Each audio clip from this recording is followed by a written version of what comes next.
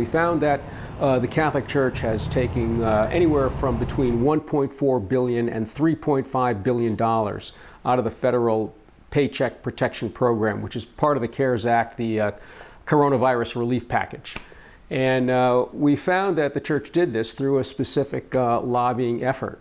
Normally, only small businesses, tax-paying businesses get small business loans.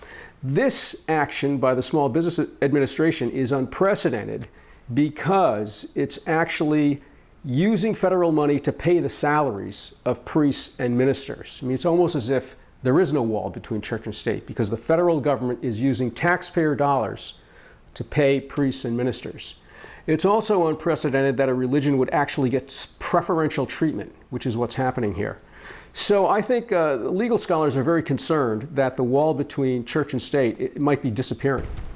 Yes, we found that many of the dioceses that are collecting large numbers of loans through the Paycheck Protection Program are dioceses that may be financially distressed, not just because of the coronavirus, but in fact because of the large payouts they've had to make to clergy sex abuse victims. And many of these payments have been made quite recently through compensation funds, victim compensation funds.